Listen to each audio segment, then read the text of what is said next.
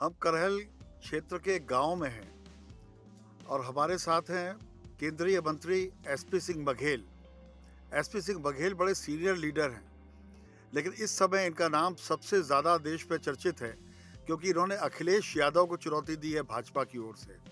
तो उनसे बात करते हैं कि ये चुनौती उनकी नज़र में कितनी बड़ी है, वो उसको कैसे लेते हैं।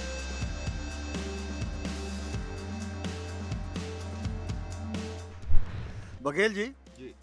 आप कहाँ कुंड में आ गिरे, अग्निकुंड में? ये तो एक खास तरह की कॉन्स्टिट्यूएंसी है। मैं बहुत उदाहरणों के साथ दूँगा, बशर्ते ये देश जान सके। मैं जब से नॉमिनेशन मैंने किया है, मुझसे पहला सवाल ये किया जाता है कि आप गढ़ में, किले में, अवैध किले में, पैतृक में, परंपरागत सीट पर आप आ गए हैं। दूसरा, राम गोपाल जी ने कहा कि बलि का बकरा बना दिया, तो शेरों की कभी बलि नहीं होती है। और भेड़-बकरी पालना मेरा पैतृक व्यवसाय हो सकता है, लेकिन राजनीति में एक शेर की संख्या मोदी जी ने दी है मुझे, और किसी ने नहीं दी।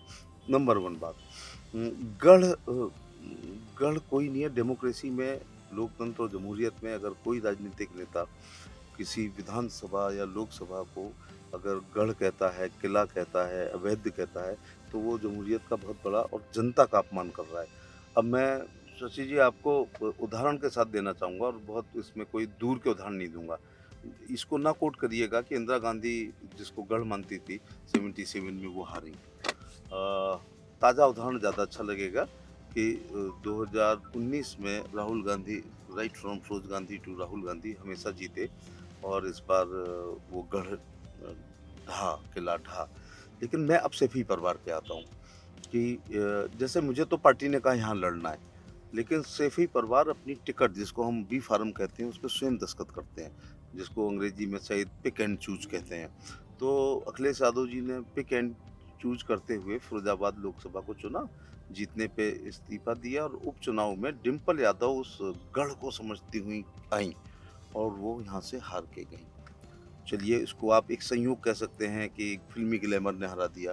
तो अगला चुनाव जो 2014 में जो हुआ, बूथ कब्जा से लोग जीते, लेकिन 19 में डॉक्टर चंद्रसेन यादव से इसी गढ़ में अक्षय यादव जी चुनाव हारे हैं।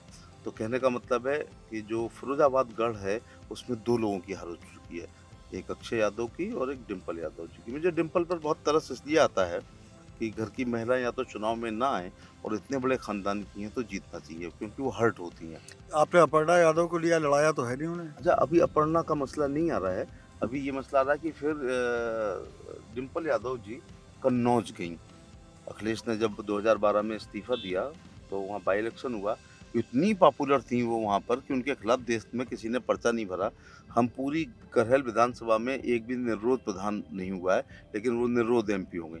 अगली बार क्या हुआ, अभी 2019 में सुब्रतो पाठक से वो हार गई हैं, किला नंबर 2 कन्नौज, वो लोग हारे।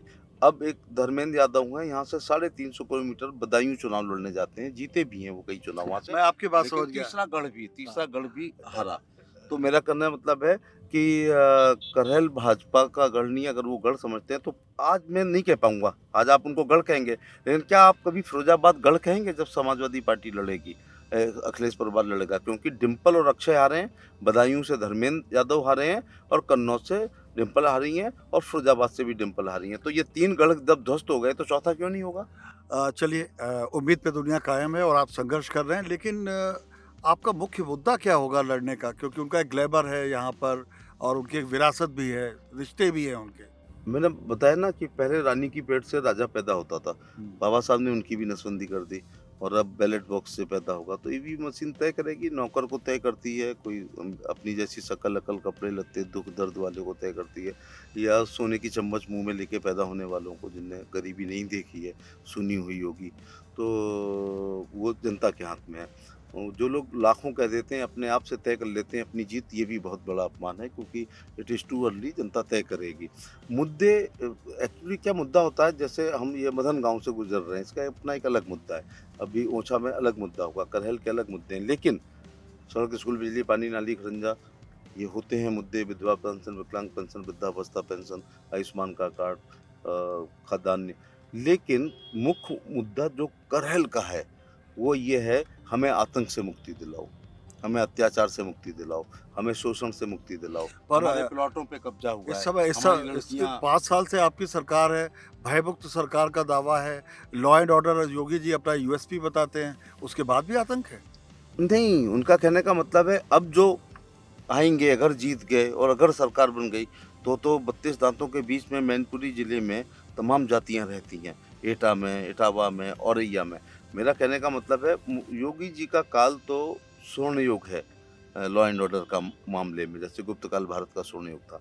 लेकिन कई लोगों का लठ कलेक्टर होता है, ठीक है ना? जब उनकी बहुतायत हो जाती है और उनके नेचर में ये सब चीज़ें होती हैं, जो रूल ऑफ लॉ में विश्वास नहीं करते हैं, जो अनफेयर मीन्स में हमेशा उनका विश्वास। कभी आप भी उनके सिपाही सालार हुआ करते हाँ, थे? लेकिन उसमें लिप्त नहीं हुआ था, क्योंकि मेरे ऊपर मैं ओपनली कहता हूँ बड़ी मीटिंगों में कि एक आदमी खड़े होकर ये कह दे पैसे वैसे तो बहुत बड़ी चीज़ है, कभी ले किसी ने सुना ही नहीं है। ना लेंगे जीवन में, ना जीवन में किसी काम के लिए देंगे और ना किसी काम के दिलाएँगे। लेकिन आप देखो कभी अपहरणों से हमारा नहीं रहा, कभी एक प्लॉट पे कब्जे की कभी कोई बात नहीं हुई। हम राशन की दुकान में नहीं बोलते, हम लेखपाल का नाम नहीं जानते हैं। फ़ोन करते हैं तो अधिकारी कौन आ रहा है, कौन जा रहा है, हमें इससे मतलब नहीं, कार्यकर्ता की भावनाओं का हम केवल ख्याल रखते हैं। तो मैं ऐसा ना रावण के यहाँ भी तो विभीषण था। बघेल जी 2017 में आपकी हवा चल रही थी, नोटबंदी हुई थी, जनता में बड़ा उत्साह था, मोदी जी शिखर पे थे, अ, और वो चुनाव जो था एक उत्साह का चुनाव था, परिवर्तन का चुनाव था उत्तर प्रदेश में। उसमें भी सिर्फ उत्तर प्रदेश का इकलौता जिला मैनपुरी ऐसा था जहाँ समाजवादी पार्टी नंबर 1 पर थी, और उसमें भी सोबरन सिंह जीते थे अगेंस्ट लहर में, और शायद 69,000 से जीते थे, ऐसे कुछ वोटों से जीते थे। अखिलेश कहते हैं, अब समाजवादी पार्टी के कार्यकर्ताओं से मैं मिला, उन्होंने कहा कि साहब हम तो रिकॉर्ड बनाने के लिए लड़ रहे हैं। समाजवादी पार्टी का ये गढ़ रहा मैनपुरी हमेशा, और करहल सीट हमेशा समाजवादियों की कर्म भूमि रही।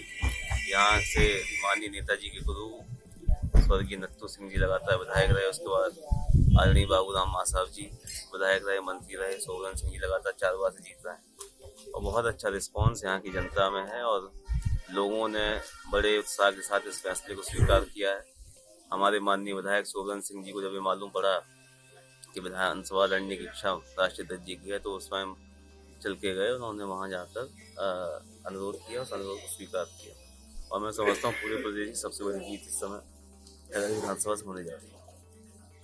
भाजपा ने आपकी ही पाठशाला के एक प्रत्याशी को उम्मीदवार बना दिया है अखिलेश जी के साथ।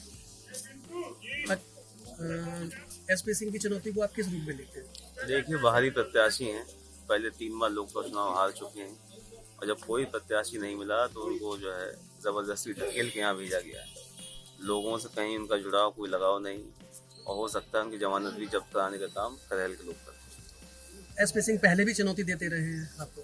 चुनौती देते रहें, चुनौती देने के बाद हारते रहें और इस बार भी परिणाम वही होगा और जमानत भी जब्त होगा। पश्चिमी उत्तर प्रदेश से चुनाव की शुरुआत हो रही है, वहाँ सपा की कानून व्यवस्था बड़ा मुद्दा बन गई है।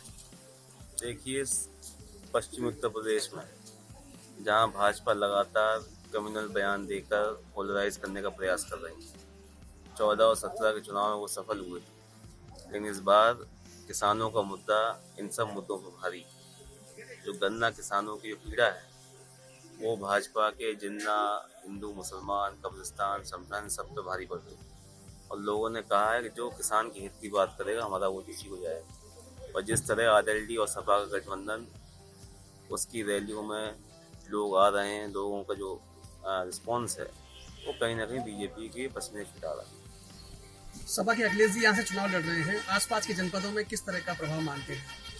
फिरोजाबाद, एटा, इटावा, कन्नौज, औरैया, फर्रुखाबाद, इन जनपदों में सीधा प्रभाव उनके यहाँ लड़ने से पड़ेगा और उम्मीद है कि इन सभी जनपदों में समाजवादी पार्टी क्लीन स्वीप करेगी। जब आप कभी 14 में इंटरव्यू लेने गए होंगे तो उनने गढ़ कहा था फिरोजाबाद को। आप जब 14 और 19 में कभी डिम्पल का हुआ होगा तो एक तरफा का होगा, लेकिन वो गढ़ टूट गया ना। बदायूं में सोचते थे क्या है, वो तो धर्मेंद्र को जीतनी है, संघमित्रा से वो हारे हैं। उसी श्रेणी में करहल शामिल होने जा रही है। लेकिन ये बताइए कि अक्षय, डिम्पल और धर्मेंद्र के हारने से पूर्व अगर मेरे जैसे किसी ने कहा होगा कि ये गढ़ गिर जाएगा तो मजाक उड़ रही होगी।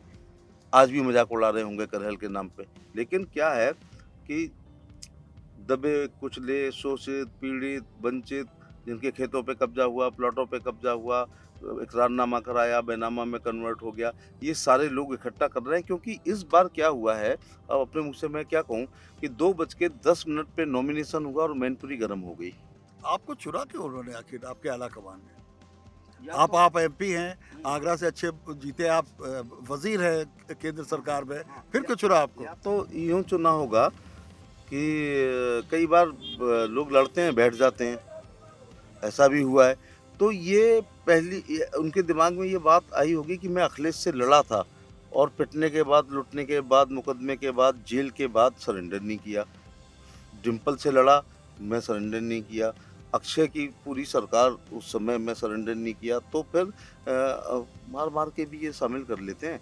जैसे दर्शन सिंह यादव कुछ भी कहें, सोबरन सिंह कुछ भी कहें, जब उनकी मूछें उखाड़ी गई थी, उनके भट्टे में क्या क्या किया गया था, तो वो फिर लगा कि अब लड़ नहीं पाएंगे। बलराम सिंह यादव 35 साल लड़ते रहे, फिर उन्होंने सोचा कि मैं तो थोड़ा बहुत लड़ा, अब मेरा बेटा गुड्डू नहीं झेल पाएगा।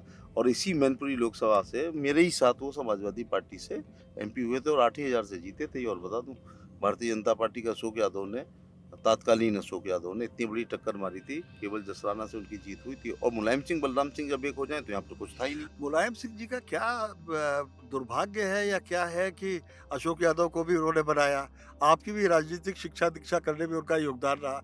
आखिर ऐसा क्या है कि उनके शिष्य उनको छोड़ जाते हैं? एक टर्निंग पॉइंट आया, मैं बहुत ऑनेस्टली बोल रहा हूँ, कि मैं 12वीं लोकसभा 1998 में समाजवादी पार्टी से जीता, फिर मैं 13वीं लोकसभा भी जीता, फिर मैं 4वीं से भी जीता। इसको कहते हैं हैट्रिक। मुलायम सिंह जी पहले आदमी हैं जिनके ओवर केवल 3 बॉलों का था। चौथी बॉल उन्होंने अखिलेश को दे दी, 5वीं डिम्पल को दे दी, 6वीं अक्षय को दे दी। तो अब भेड़ तो नहीं चलाऊंगा जोशी जी, अब तो पैतृक व्यवसाय छोड़े हुए बहुत साल हो गए, तो राजनीति में पुलिस छोड़ करके आया। तो आप ये बताइएगा। और फिर देखो, फिर आत्म प्रशंसा करनी पड़ रही है कि आगरा अलीगढ़ मंडल में 6 सीटें, आगरा, एटा, फिरोजाबाद, हाथरस, मथुरा, अलीगढ़, मैनपुरी, सभी भाजपा जीतती थी, मैं सपा से जीतता था। मैं और मुलायम सिंह, बलराम सिंह, मैं और मुलायम सिंह जी, मैं और धर्मेंद्र, यही तो हुआ। आगरा भगवान शंकर रावत बीजेपी, अलीगढ़ शीला गौतम बीजेपी, एटा महादीपक साग बीजेपी, फिरोजाबाद प्रभुदयाल कठरिया बीजेपी, हाथरस दिलेर साहब बीजेपी, क्या मैं समाजवादी पार्टी। तो वो मेरी मेरिट थी। घर में चौथे आदमी को एमपी बनाने के लिए, डिम्पल को, आप मेरी टिकट काटते हैं। अखिलेश जी प्राइम मिनिस्टर नहीं हो रहे थे 9 में, कुछ भी साइकिल चलाना भी नहीं जानते थे, और कन्नौज से एमपी थे, तो क्यों आए थे Firozabad? At my cost, at my caste cost, पूरी जात। अब ये 9 की गलती से उनको आपकी कास्ट की कॉस्ट कहाँ थी? नहीं, कास्ट की कॉस्ट मैं तो पहली बार होने पे ही एमपी बन गया। आप इसी जिले के हैं, Banshidhar was the first MP इसी जिले से। उसके बाद 41 साल बाद मैं हुआ। मैंने आपकी यात्रा शुरू से देखी है। हाँ, तो 1952 में वो इसी गिरोड़ से एमएलए थे और 1957 में वो एमपी थे। फिर मैं 41 साल बाद बना। तो 41 साल बाद में बना, तो अगर मैं कोई पाप नहीं करता हूँ, समाज से नफरत नहीं करता हूँ, तो बरादरी मेरे साथ देश की हो गई है। इधर मैं हूँ, उधर सिद्धारमैया, बीच में तो कोई है ही नहीं है। तो कहने का मतलब ये है कि अपने घर का चौथा एमपी बनाने के लिए आप एक कास्ट लीडर को और अपने सिपह सलार को अपने परिवार की तरह, अगर जब आप बात पे कहते हैं कि परिवार के थे आप, परिवार की टिकट काटी, आज तक धर्मेंद्र की काटी है, अक्षय की टिकट काटी है, शिवपाल की काटी, राम गोपाल की राज्यसभा आज तक काटी आप है। जो कास्ट की बात कर रहे हैं, तो ठीक है, आप कास्ट के लीडर हैं, ठीक है, आपने चुनाव जीते थे, लीडर थे। अच्छा, आप सबका हूँ। अच्छा, अब आप अपनी बात से पलट रहे हैं। नहीं, वो तो पहली बार में तो कास्ट को ही करना पड़ता है। जिसके क्योंकि साथ जात नहीं है उसके साथ देश नहीं है। आपकी कास्ट मुलायम सिंह जी की क्या जरूरत? आपकी कास्ट करहल में है बहुत कम। 38 लाख है, सॉरी 38,000 है। हाँ। सुंदर सिंह बघेल कांग्रेस जैसी पार्टी से 45,000 वोट पाए थे। यहाँ 112 गांव है करहल में। अगर पहले पे कोई अपने को समझ रहा है, दूसरे पे तो आप समझिए रहे शाक्त लोग हैं, तो हम लोग तीसरे पर आते हैं यहाँ पर।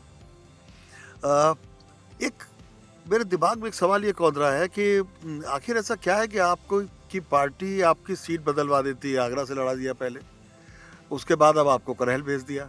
ये अति काबिलियत है या कुछ और है, क्या है? आपके क्वेश्चन में ही आपका अर्थ है। नूरा कुश्ती लड़ रहे होते तो एक डफर आता, झमाझम हो रही है इसलिए एसपी सिंह बघेल आया। अब मैं 17 बार टूंडा हार चुके थे जब मैं 3 साल की राज्यसभा छोड़े। यहाँ से चलते हैं, 3 साल की मैंने मुलायम सिंह ने जब मेरी टिकट काटी, मायावती ने कहाँ लड़ाया? अखिलेश के सामने। क्या उन दिनों इनकी दोस्ती थी? अगर मुलायम सिंह जी के कैंप से उनका बेटा उतरा तो मायावती की कैंप से मैं उतरा। जयवीर सिंह के रहते हुए, इसी जिले के मंत्री होते हुए, रामवीर उपाध्याय के रहते हुए, बड़े अलीगढ़ के जयवीर होते हुए, नसीमुद्दीन और बाबू सिंह के होते हुए मैं उतारा गया। कुछ तो बात रही होगी। मैं अपने इसके बाद में हार गया तो बाई इलेक्शन में भी मुझे उतारा गया। 3 महीने पहले हार गया तो अब क्यों? उन्होंने कहा था तुम्हारे अलावा 2 लाख से ऊपर कोई वोट नहीं पाएगा। डिम्पल हार गई, उसमें मैंने अपना वोट बचा लिया। अब क्या होता है, मुझसे कहा गया कि टूंडला विधानसभा जो 16 बार हारे हैं, रामलहर में भी आ रहे हैं, क्या तब पता नहीं था कि 300 से ऊपर आएंगे? माइक्रो मैनेजमेंट अमित शाह जी का था। मैं टूंडला लड़ा, 54,000 से जीता, मंत्री बना दिया। And I was enjoying my ministry, क्योंकि यूपी में बहुत अच्छा काम हम लोग कर रहे थे, खासतौर से एनिमल हस्बेंड्री में, माइनर इरीगेशन में। मैं बड़ा उसका एक्सपर्ट आदमी हूँ। लेकिन अचानक रात में एक दिन जगह के ये कहा गया कि आगरा भरना है। तो जो 4 बार एमपी रह चुका है वो 5वीं बार के लिए क्यों आएगा? जब अगर आएगा ना, वो 6वीं बार के लिए भी आएगा। अगर 20 साल से राजनीति में नहीं है तो प्रधानी पे भी आता है। लेकिन मैं यूपी में कैबिनेट मंत्री योगी सरकार में था, आज भी मैं मिनिस्टर होता तो मेरे को आगरा लड़ा दिया गया। अब मैं अच्छा खासा आगरा एमपी एमओएस हूँ। अब कहा गया आपको करल लड़ना है। तो मेरा इतिहास देखो, 1998 में एमपी, 99 में एमपी, 2004 में एमपी, 10 में राज्यसभा का, और 14 में लड़ा हारा, और 17 में एमएलए मिनिस्टर, 19 में फिर एमपी के लिए जा रहा हूँ, और 22 में फिर एमएलए के लिए आ रहा हूँ। मैं भगवान का, प्रकृति का, ईश्वर का, अपने माता पिता के साथ अपने हाई कमान का धन्यवाद देना चाहूँगा कि मुझे जिस दिन चक्रव्यूह कहीं होता है तो भेजा जाता है कि उसको, तो ये काबिलियत अब क्या कहूँ, लेकिन मेरे मेरिट पे लड़ाया जा रहा हूँ। आप ताल ठोक तो रहे बड़े खुल के, और आप मिलिट्री साइंस पढ़ाते रहे हैं। मिलिट्री साइंस में वो चाइनीज़ एक कहावत है ना कि politics and war are always art of deception. तो इसमें डिसेप्शन का एलिमेंट कहाँ है? नहीं, कोई नहीं। ये मेरा टिकट एक तो सरप्राइज था। मिलिट्री साइंस में मात्सो तुम कहता ना कि uproar in east and attack in west, पूरब में दहाड़ो और पश्चिम में वार करो। वही तो है। हाँ, यही आर्ट ऑफ डिसेप्शन है। तो इट वाज ए सरप्राइज। और मैं कह रहा हूँ अभी तक 3 सरप्राइज हैं केवल, 3 वो एकदम वो रहे हैं जो पता नहीं चले, सीक्रेट। एक ओसामा बिन लादेन को मारने के बाद पता चला कि उनकी फैमिली को नहीं पता चला। एक हमारे सर्जिकल स्ट्राइक मोदी जी ने करवाई, उरी से जब आ गए तब। एक ये किसी को भनक नहीं है, किसी को भी। संभावित में से आपके हजारों चैनल हैं, हजारों। तो आप सर्जिकल स्ट्राइक के लीडर हैं यहाँ पर। लेकिन मेरा बॉस तो और कोई है ना जिसने की है। सेनापति तो उसी के है ना। हाँ, मैं सेनापति हूँ उनका जी। यहाँ कह रहे हैं ना, देखो देखो कौन आया, मोदी जी का शेर आया, आपके सामने कह रहे हैं। ये थे एसपी सिंह बघेल। आमतौर पर एसपी सिंह बघेल इतना नहीं बोलते हैं, लेकिन मुझे ये थोड़े बदले हुए नज़र आ रहे हैं इस बार। इस चुनाव का देखिए क्या अंजाम होता है। शायद उत्तर प्रदेश का, बल्कि इन 5 स्टेट के चुनावों में ये सबसे रोचक, रोमांचक और दिलचस्प चुनाव है। बहुत बहुत धन्यवाद बघेल जी। Thank you.